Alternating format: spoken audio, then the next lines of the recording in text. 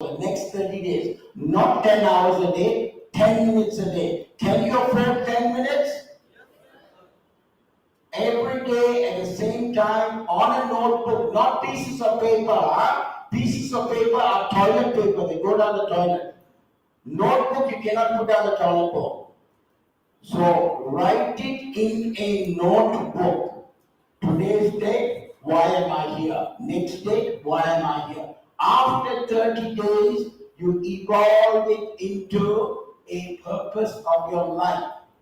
Mine took me 20 years. That's how stupid I am. And I had 14 coaches to get me to where I am. That's how stupid I am. But I tell you what, stupid people get paid very well. Do you understand that? So what you now got to understand is, how are you going to write this statement? Your statement of life, your purpose of life comes like this. My case, to create a mindset shift, a heart set shift, and a soul set shift in 1 million people, because I want them to transfer themselves from where they are to the next level of living, such that their generation and the next generation can have a significant life, leaving behind a footprint for others to follow. You tell me your purpose in 30 days. There is a website called mentalresiliencemastery.com. Rock it in. And from that website, I would sincerely suggest those that want to scale up, register in it. This is complimentary and free to this particular school. Register your name, and I'm going to challenge you to get up at 5:15 in the morning and attend that class in there for 45 minutes. Mental Resilience Mastery, whatever the poster is, mentalresiliencemastery.com. mentalresiliencemastery.com. There is a session we conduct called Fire to Wire, which is a session to help you clear your thoughts. If you remember my first question, the 3 levels that you had, you are working at pace 2, because your daily preparation in the morning is not warmed up right. You're coming out of deep sleep in the alpha, beta, theta states of sleep. When you come out of deep sleep, you want to warm your body, mind, and spirit into work mode. So we get you into certain mindset shifts of silence time, of breathing exercise, of affirmations, of visualization, and then put you on track for the day. Why do you have to do it every day? Because we are primate. We fall back into the old habits. Only when we have this can we come forward and work with our frontal cortex. Does that make sense? Yes, sir. So you got that. Now the next thing you got to also understand is, what are the 4 parts to your life? Your life is made up of 4 quadrants. Many are wondering, now you're going to come out of here, you're going to get a piece of paper, you got all the 6 coming into your head, you get overwhelmed. Do you know, ladies and gentlemen, every day 60,000 thoughts are coming into your head? 60,000. You had a watchman outside who didn't let the traffic of Delhi come inside the gates. He stopped it. I'm going to ask you, what is your gatekeeper doing to your brain?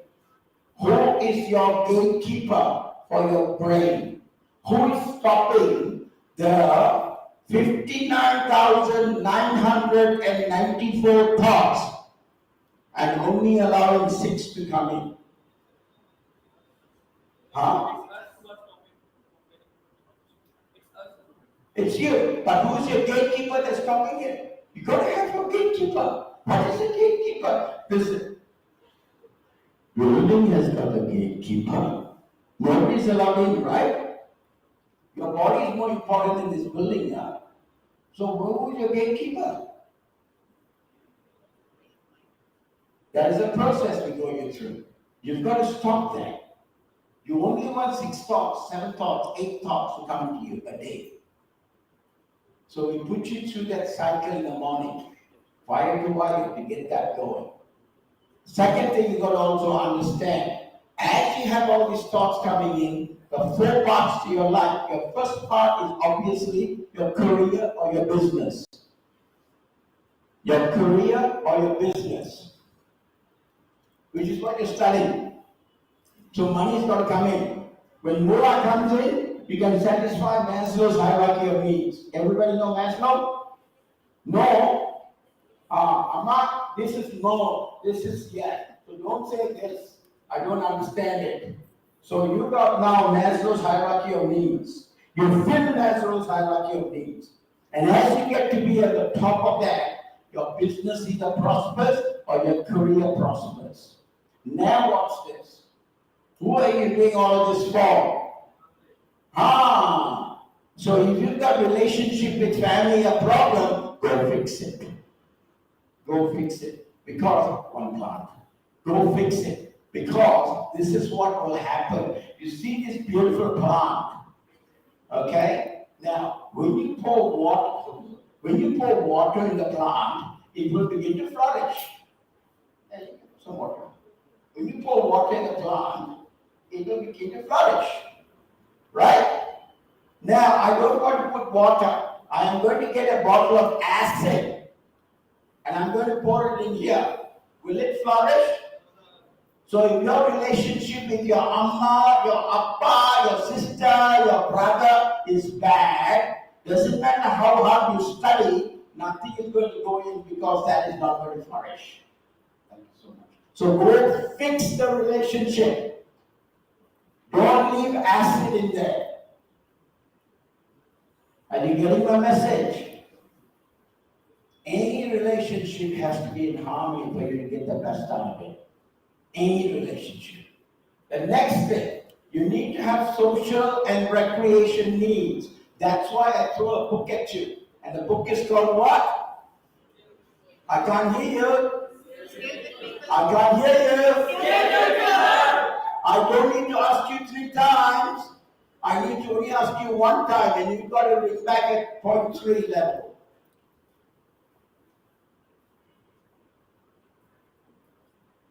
You get the message? Good. Good. The last but not least, unless you have a relationship with your Creator, with your God, it's meaningless. Life is meaningless. Life is meaningless. So understand how to enrich that relationship with your Creator. Only when you have that right can you then work with it. Are you getting my message? Yeah, please.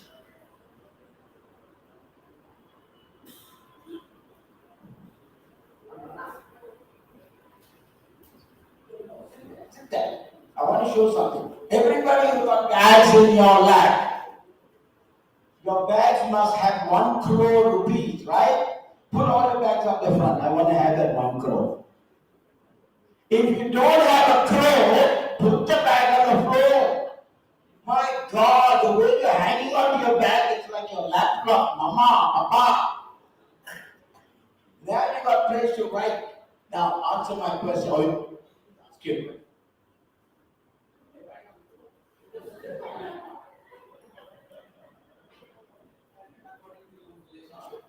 What is acid according to your relationship?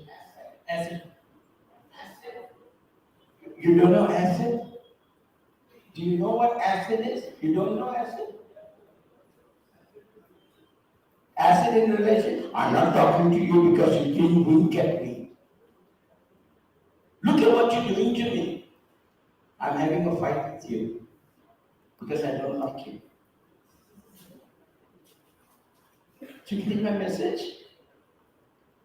Why are you giggling? Do you getting the message? You understand that? Man in blue, not man in black. Man in blue, you understand that? Acid is a dysfunctional relationship, a relationship that is not normal. I don't. Every time you walk in the room, there is hatred.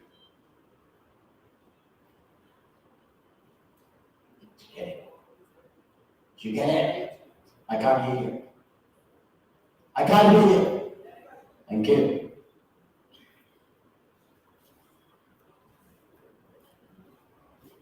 So those 4 parts are important. Ladies and gentlemen, those 4 parts are important. But you know something? Who is in the center of those 4? Who do you think is in the center of those 4? You! You know what? It's a royal you. Now, what I'd like you to do is in this royal you, this is what you're going to do. You're going to put a face. You're going to put a face there with 2 eyes. And you can either put a smiley or you can put a frowning face. You pick it. You pick it. What face you going to put in there? Hello? What face you going to put in there? I can't see a smiley face. Show me a smiley face first before you write. Hello? Let me write it out. What face are you putting there?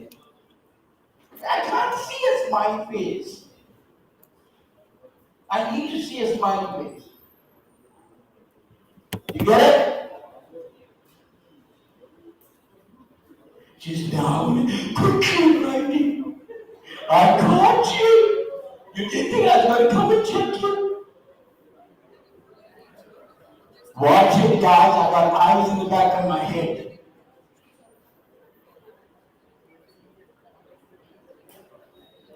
Okay, guys, from here, let's get to the next PowerPoint.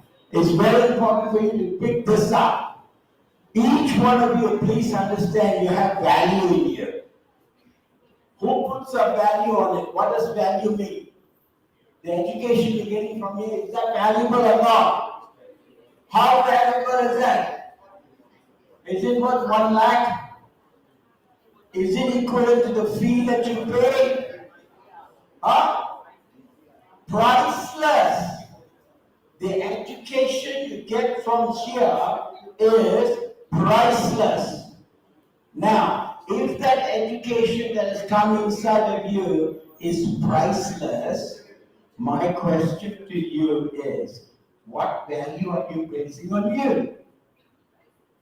Exactly. Now, if it is priceless, you got to act priceless.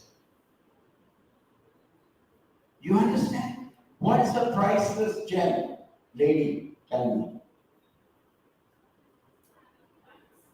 Priceless gemstone. A diamond. Oh, that's good value.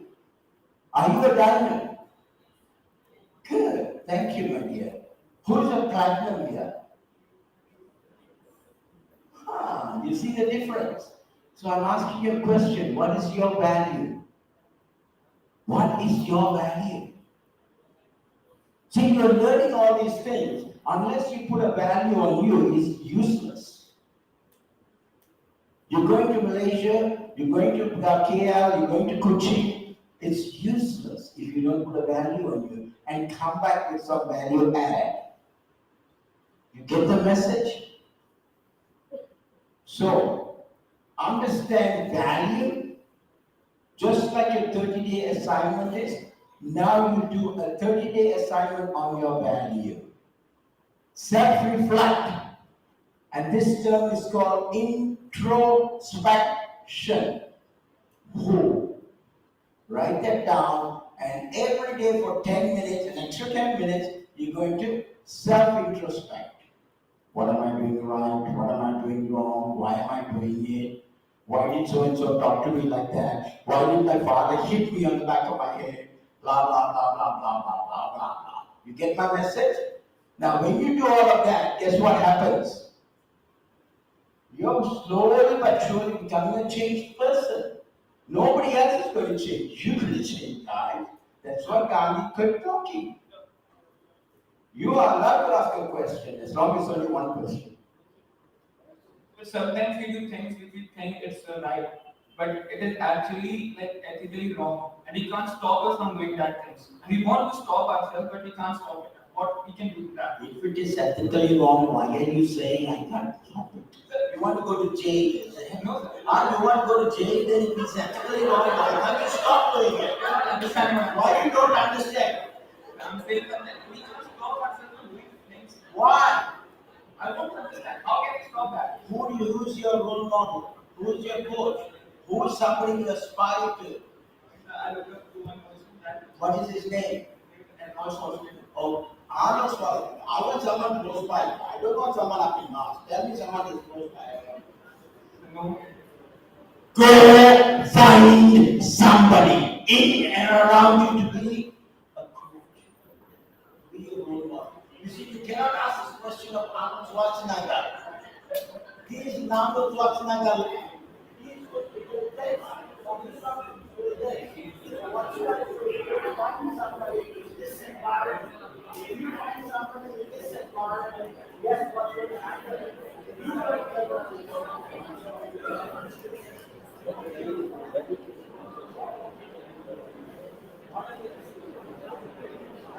Hello!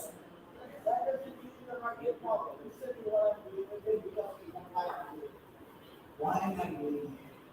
Where is it? What can I do right? How should you do this? What time should you get up to do it? Now, you walk with me, I'll show you how to do it. Not me, but you go find the person around here. Get the message? Not Arnold Schwarzenegger. I have another guy who's in our team, his name is Nadeem. He's India's hockey player. He represented India in the 90s. Nadeem worked with me in Hyderabad just a few days back. He's flying to Bangalore to do another session with us.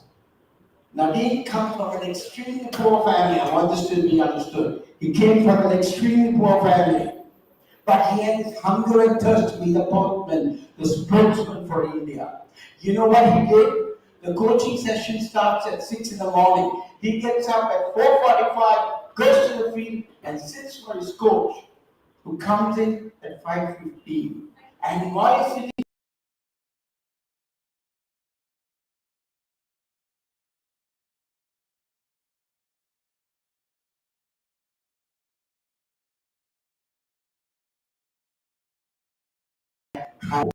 from that person.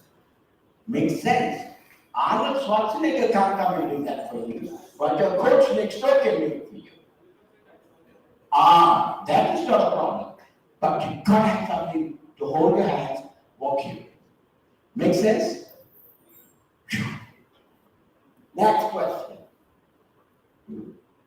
Where was I? Who was talking? No. Value. Oh, good man. Respect. The same applies with respect. Many people think they can demand respect. Anyone in senior positions use their power, their authority to demand respect. You will never go up in ladder if you do that. You need to learn the art of commanding respect. Don't demand respect. So to get commanding respect, you should make yourself like a light bulb.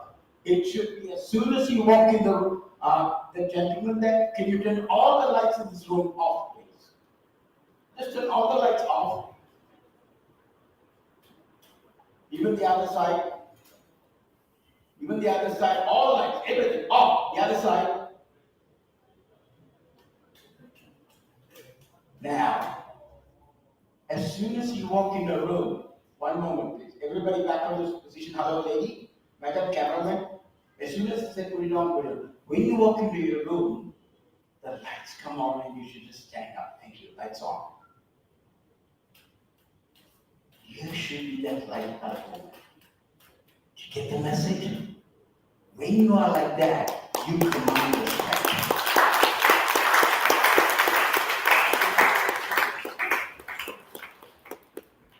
Did you get it? How do you become that?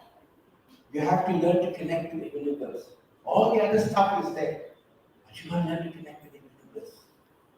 Next place, what else do I have to talk? Education. Then I have to talk about next slide, please. Next slide. I've done that. This is important for you. Take notes, especially. And don't be hurt with this. Very important. Take notes, guys. This is the formula of your education. Next slide. What you learn here is equivalent to your IQ. The rest of it, you got to go and source elsewhere. Your college is supporting you for part of the second question, which is your EQ. Most companies today do not hire on IQ, on your technical skills. Most companies today will hire you on your emotional intelligence or emotional quotient. When you know how to interact with people, when you know how to deal with people, when you know how to be assertive with people, when you know how to communicate effectively, your EQ levels begins to grow up. EQ is equal to interpersonal skills between two people and intrapersonal skills, the skills within you. So when you do that, your EQ goes up. Now watch this. If your IQ goes up, your EQ goes up. Now you got to find people, because money is coming in. You have to learn to manage your money. Otherwise, you will be a poor man for the rest of your life. You want to be poor? First thing, learn how to manage your money before you leave college. How many of you are working here part-time? How many working part-time? Don't be shy. Because I may put, working part-time. How much of your salary are you saving? 20? 25%? Mine? 25,000? Oh yeah, I didn't want you to tell me how much you saving. I want to get a percentage. But that's good. But you see, this is the classic. At 14 and a half, I started working washing pots and pans in a restaurant in Australia. I didn't know my parents would know about it. By the time I was 15, I saved up enough to buy a lawnmower. You know what a lawnmower is? You know what a lawnmower is? To cut grass.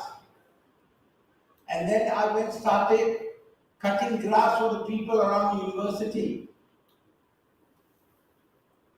About 6 months after that, I bought 2 lawnmowers and I hired one person to come and work for me. The people paid me $2. I paid my friend $1.50. I kept 50 cents for every hour he worked. I started a business at the time I was 16. By the end of that year, I had 6 people working for me. By the end of the second year, I sold that lawn mowing business for $55,000 and I was able to invest in a property. I was 17 years old. I started continuing my work. I bought old properties and I renovated new properties and sold that. I did that 3 or 4 times, and then I loved to take girls out, so I bought a BMW at the age of 19.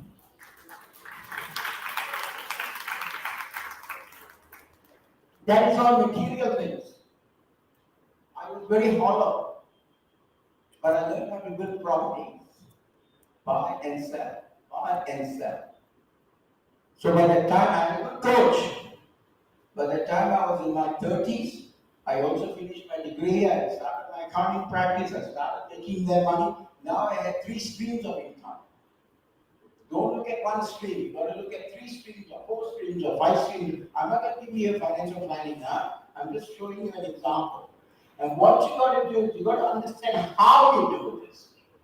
If everything is right, you can do it. And you do not come and talk to people if you've not done it. It's pointless. You've got to do the walk before you do the talk. So that's the difference. I basically retired at the time I was 35. Because I wanted to do something. So I went to my father, I said, Dad, I want to go to India. He said, why India? I said, because India produced you and mom. So since 98, I've been coming here 6-7 times a year. Why? Because I want to help somebody learn how to fish rather than giving them a plate of fish. I hope that makes sense. Next question. Social quotient. Understand how you build your relationship. Understand how you build networks. I'm not here to teach you that because we ain't got time. The last part to your education is your spiritual quotient. You connect with your Creator. When you put all those formulas together, your rate of return will be 100%. Those who are studying ROI will understand this. not anybody else's ROI. You got it? Good. Thank you. Next slide. Very simply put, any questions?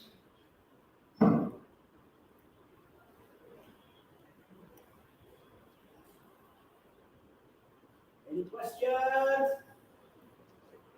have a question. Oh, okay. I want to leave a press in the time of today. But we were combating lectures, so I didn't know how to take that class. But the skill set and talent communicated across the globe. The sons and daughters would certainly have been very good. See some talent.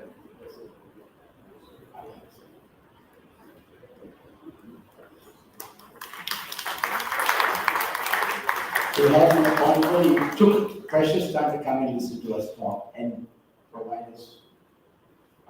No, I won't use it. Next, anyone else? Questions?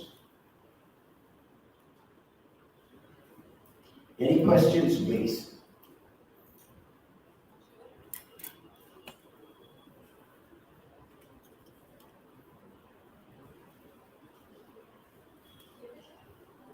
Anybody ask questions? You could.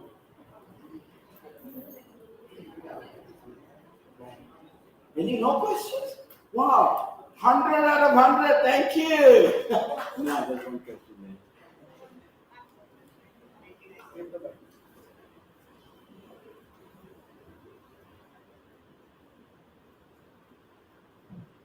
Good afternoon, sir. So my question.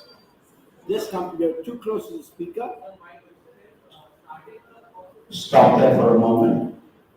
Name, rank, serial number, anywhere, not just here. Anywhere when you go to a public platform, I'm doing some coaching here, you always introduce yourself. My name is XYZ, my profession is XYZ, and my question is.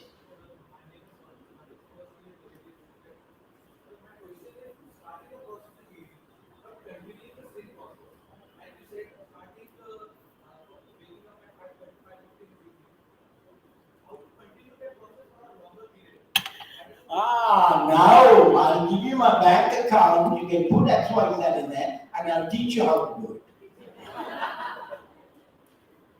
Very simple. You create a safety net, support structure. Okay? You create a support structure where you got 3 or 4 friends who are on the same page with you. Okay? And when they're on the same page with you, you all got a same sort of a push to go there, right? Therefore, you drive with a push. That's what all these guys are. It was an easy job for me here. These guys are all like the same mastermind. They come with professions as a doctor, lawyer, dentist. They all wanted to go in one direction. So I put it together. I just mix some right masala and I put the right biryani together. And now they're enjoying it. Are you getting my message? Same thing. Next, please.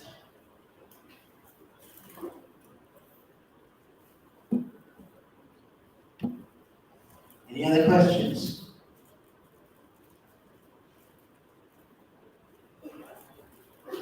Any other questions? Very good. Ladies and gentlemen, let me just close off with a little story. I don't think you guys have even heard this. Let me just close off with a little story. There's an old man who loves the water. And when he's in Chennai, he lives by the beach. When he's in Brisbane, Australia, he lives by the Gold Coast. And he walks down this beach one morning. And he's walking down the beach this particular day, he sees the beach carpeted with starfish. South India, they call it Nachitra Meena. The carpet of starfish is walking, he picks up one starfish, he looks at it, he turns it, and he throws it back to the sea. He walks a couple more steps, he picks up another starfish, he looks at it, he turns it around, and he throws it back to the sea. Sitting on the edge of the cliff there was a little boy. He couldn't understand what this man was doing, bending down and picking. So he runs down to the beach and he sees the beach carpeted with starfish, and he sees the man after every 2 steps picking something up. He comes close to the man and says, "Hey, stupid man, why are you wasting your time? There are millions of starfish from last night's high tide. Why are you picking one and hurling it back into the sea? Why?" The young boy asks. The man ignores the boy, he takes another step, picks up another starfish and hurls it in the sea. The boy gets irritated. He comes to the man, he shakes the man and he says, "Stupid man, why are you doing this? Just walk, do your morning walk, go home, have your breakfast. It is not going to make any difference because there are millions of starfish washed from last night's high tide. Why are you doing it?" The boy cries out. The man just pushed the boy aside. He picks up another starfish. He looks at the starfish. He looks at the eyes of the boy. And as he hurls it to the sea, he says, "It makes a difference to that one starfish." My question to you, are you that one starfish?